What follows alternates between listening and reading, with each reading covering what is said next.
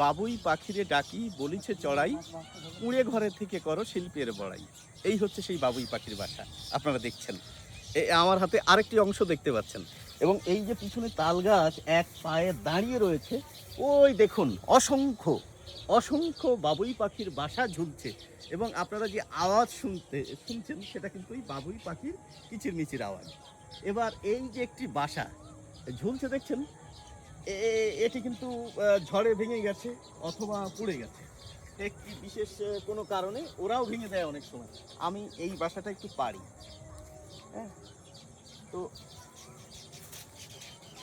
কি গাছ দিয়ে পারছি বলুন তো, যে গাছ দিয়ে পারছি কোথায় গেল গো? ওহো, পড়িনি পড়িনি, সুতোয় ঝুলছে, সুতোয় ঝুলছে, সুতোয় ঝুলছে। তো এই দেখুন পারলাম এটা।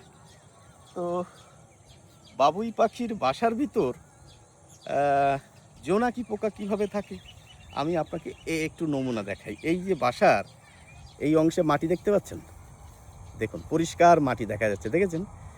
এই মাটিতে মানে কাদা থাকে, এটা আর কি কাদাটা থাকে, এবং ওই বাবুই পাখি ওই পরিবেশ থেকে জোনাকি পোকা ধরে এনে কি করে, ওই মুখটা, জোনাকি পোকার মুখটা এই কাদার ভিতর চেপে দেয়, ওই পিছনটা আলোকিত হয়ে যায়, ঘরটা আলোকিত থাকে, এটি আমাদের বিশ্বাস।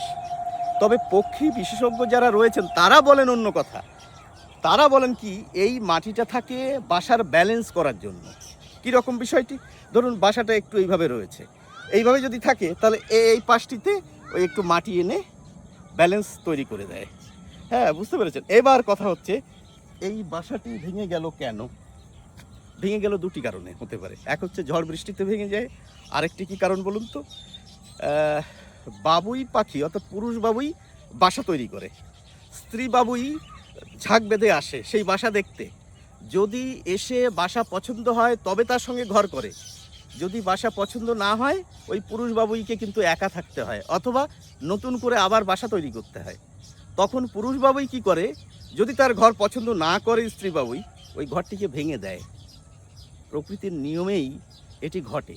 সুতরাং এই দুটি বাসা কী জন্য যে ভেঙে পড়েছে তা আমরা বলতে পারবো না, ঝড়ে নাকি পুরুষ বাবুই নিজেই ভেঙে দিয়েছেন। যাই হোক, এই বাবুই নিয়ে আরও অনেক কথা প্রচলিত রয়েছে, আপনারা জানেন, আপনাদের অভিজ্ঞতার কথা অবশ্যই জানাবেন। সকলকে অসংখ্য ধন্যবাদ, ভালো থাকুন।